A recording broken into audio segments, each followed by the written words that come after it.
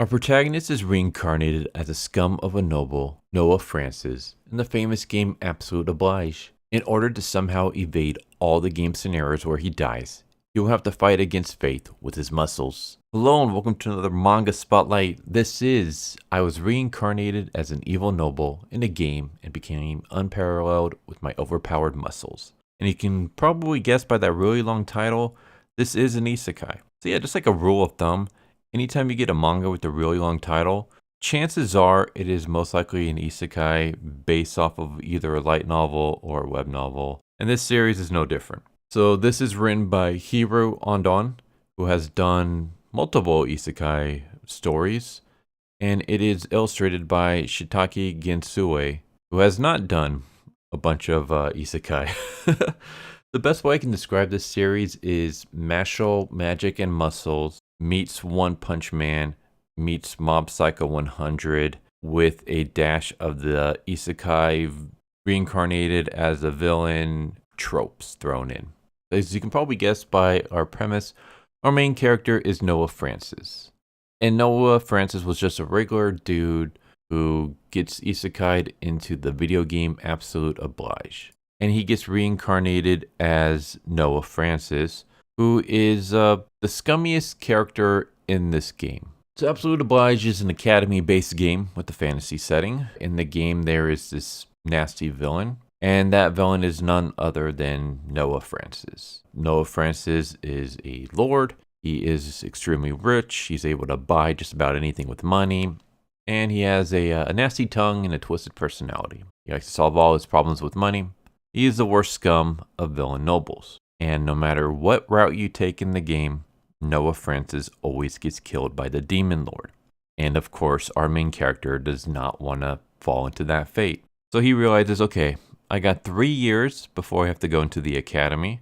So I got to change my ways in those 3 years. This is your classic, I've been reincarnated as a villain noble. Nothing really different in that regard. In fact, I almost kind of feel like the whole being reincarnated as a villain was just something that the writer threw in there because it's a genre that's very popular right now. But that's not the main focus of this series. It almost feels like it was just kind of tacked on because he thought, okay, maybe if I did this, I'll draw more attention to my story.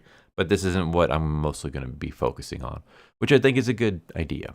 Because again, we've seen this trope so many times before.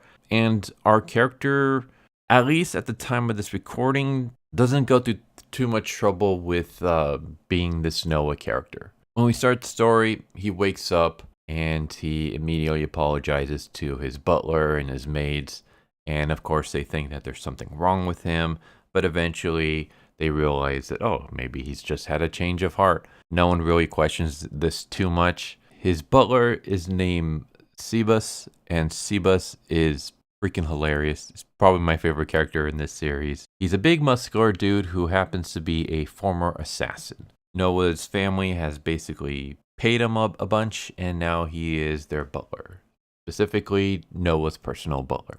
And Sebas is very much obsessed with bodybuilding. And he has a group of people that work within the mansion, within the Francis territory, and every day they basically do a bunch of training. And this is where I said it kind of reminds me of Mob Psycho 100, is that we basically get this group of muscleheads that remind me very much of the Body Improvement Club. Like they're a bunch of like gym rats, but they are like the sweetest, nicest dudes that you can ever meet, which makes sense because that's how most gym goers seem to be. They basically take Noah on because Noah's like, I suck at, like my skills are terrible because Noah in the game relies on his money to get him through situations. He doesn't really work out all that much. So everything about him, his entire skill set is garbage. And at this point in time, his weakest attributes are magic. He's really terrible with magic, but he has a ability called strength, which if he works at, he can basically improve his skills. And so to do that, he starts joining the Body Improvement Club. He starts doing laps. He starts doing squats. He starts weightlifting. He basically has Sebas train him to build his muscles. And it's just funny because the more serious that Noah takes this, the more like Seabass starts to really appreciate him to the point where he looks at him, he's almost like crying, but in happiness.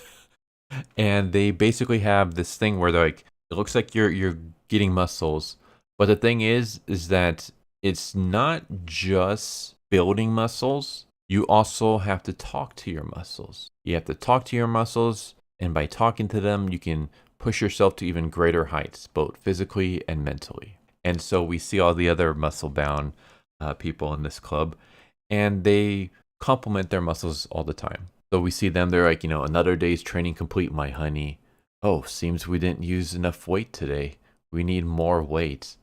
And they basically just kind of treat their muscles like you would see a character treating a woman, just charming them. And Noah gets really into this. And he starts just complimenting his muscles and posing in front of the mirror. And that's basically what kickstarts him becoming the strongest, where he just constantly works on improving his muscles. This is where I said it kind of reminds me of Mashal in the sense that because his magic is so terrible, he has to rely on his physical strength to get him through situations. We haven't had him join the academy yet, so I'm not sure how that's going to play out once he gets there. But at this point in time, he uses his muscles for everything. So we see that he has a little sister named Kiara, and Kiara is one of those where even when Noah was quote unquote evil, she always looked up to him because he's her older brother. And she always wants to play games with him and stuff. And eventually one day she gets kidnapped. And so Noah starts rushing over to go save her. And Seabass even says, hey, like everyone in the mansion has been defeated. All the guards are knocked out. We're going up against a skilled opponent. Please stay at the mansion. It's too dangerous for you to go. And Noah's like, I can't do that because it's my sister and she's waiting for me. And so two of them head out to go track down the kidnapper. And we have them like teaming up where it turns out that the kidnapper has climbed this huge cliff. How he's able to climb this cliff while carrying a little girl over his shoulder, I have no idea. We have Sebas and Noah doing a double team move where basically Sebas just launches Noah up on top of the cliff. And we see him confronting the kidnapper. And it turns out that the kidnapper is actually someone who had a friend that worked under Noah, and Noah had him executed because of a small mistake that he did. And so this guy wants revenge. Like, you killed my friend for the stupidest thing. He just made a little tiny mistake and you executed him. So now I'm going to make you pay. I'm going to make you pay by watching me kidnap your sister and you'll, taking away your family. How would you feel about that? And so Noah uses his abilities to fight against the kidnapper and is able to beat him by using his strength. And that's when Seabass shows up. Seabass basically says, all right, Noah, this guy kidnapped your sister, put her in danger. What do you want me to do about it? You want me to execute him? And Noah's like, no, like he didn't hurt anybody. You can let him go. Besides, all the people that I had ordered executed, you freed them, didn't you? And Seabass is like, yeah, how did you know? So this is like one thing that I kind of had a little bit of issue with, is the sense that Noah reincarnating as this villain doesn't really just have any cons. Like I said, his entire household basically takes his change of heart almost immediately. There is no like resentment building within them.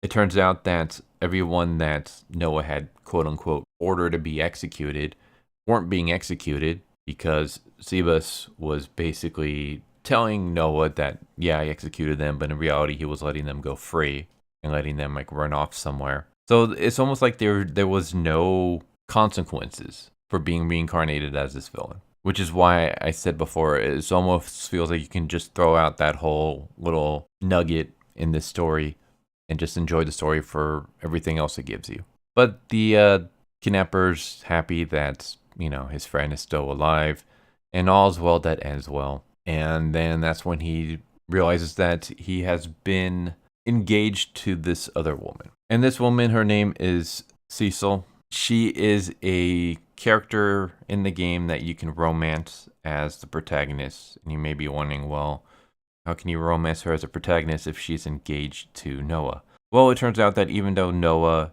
is fascinated with her because of her beauty and stuff like that. She absolutely despises Noah because of the way that he treats people. And so she ends up falling in love with the hero, and Noah eventually ends up dying because all the routes end in his death. And so Noah wants to obviously change that. So once again, he's just trying to be like a good person and just spending these 3 years before he goes to the academy training his muscles. And again, I freaking love these guys. They are just hilarious. We have another character. His name is Lion. Lion is a sword master who is training Noah in sword skills. Lion starts off as someone who hates nobles because he feels like they never take their training seriously. But then once he realizes that Noah does take his training seriously, like Noah is constantly lifting weights, constantly doing push-ups, sit-ups, squats, running with heavy boxes over his back. When Lion tells him to do, like, I want you to do 100 swings with the sword. He not only does it, but he does it with this like giant clubbed weight that's basically like Guts' sword, the Dragon Slayer from Berserk. And so that it makes him admire Noah to the point where he's constantly just fawning over him. He's like, oh my God, this protege is amazing. I can't believe I'm teaching such an awesome noble. This guy is going to be great. So like everyone kind of starts falling in love with this dude. That's basically where the comedy is from. The comedy is from the fact that everyone is at first a little bit weirded out by him because of his fascination with muscles. But then once they realize like how serious he is about training, they start just fawning over him. And it basically kind of turns a bit into Mashal, where he starts using his strength and physical abilities because he doesn't have that strong of a magical ability. Like we see him and he starts using fire spells. But his fire spells are basically, for anyone who's played Street Fighter, it's basically like Dan, where it's just like a little flame, doesn't even go a feet away from his finger when he launches it, and just kind of pitters out. So he has to rely on other things rather than his magic at this point in time. So he relies on his physical powers. And that's the biggest selling point for this series. It's the comedy that comes from that. The comedy is what made me really enjoy the hell out of this series so far, and is what's making me do a spotlight for it. I'm recommending this series based off of the comedy alone. The artwork is fine. The characters are okay. The premise itself is pretty cliche. Like I said, if this was just your regular, oh, I've been reincarnated into my favorite video game as the most evil character, and all my routes lead to death, and I have to change that by being good. We've seen that so many times before. I've done videos on other series that fall under that same exact premise. So if it was just that, I would have just completely wrote this series off. But it's the fact that it takes that and it just kind of adds a little bit of twist. Not too much. Like, again, it's still not something that we haven't seen already. The twist is basically that this is Mob Psycho's Body Improvement Club meets Mashal's, using strength because my magic is weak, meets One Punch Man Saitama being super OP. That's basically what this is. It's the comedy that really sells it. It reminds me kind of like Eminence Shadow, in the sense that Eminence Shadow is your typical main character, gets isekai'd, becomes super OP edgelord. But what's the biggest selling point is the comedy. It's what it does. Like, it takes everything that's been done before, it takes all the cliches, and then it just kind of satires it in a way that's just hilarious. That's kind of what this series reminds me of it. It's like taking all these tropes that I've already seen thousands of times, and it's just playing it for laughs. And so, yeah, I'm kind of rambling on this subject, but I find myself just enjoying this. I find myself laughing as I'm reading this. The main character is just hilarious. Him and Seabass are amazing together. Like, I freaking love these duo, and just their constant fascination with doing body lifting and posing and complimenting their muscles. And I recommend reading it for yourself. So like always, I'll be leaving a link down in the description below where you can read it for yourself. But I was reincarnated as an evil noble in a game and became unparalleled with my overpowered muscles. It's Mob Psycho 100 meets Mashal meets One Punch Man, with a dash of being reincarnated as an evil villain isekai. Throw that all together and you get this series. So I hope you enjoyed and hope to see you next time. Take care. Later. Thank you for watching my video. I hope you enjoyed it. If you didn't, I still want to thank you for watching it this far, and I hope the next one is more to your liking. With that said, thank you once again, and I hope you guys and gals have a good one. Later.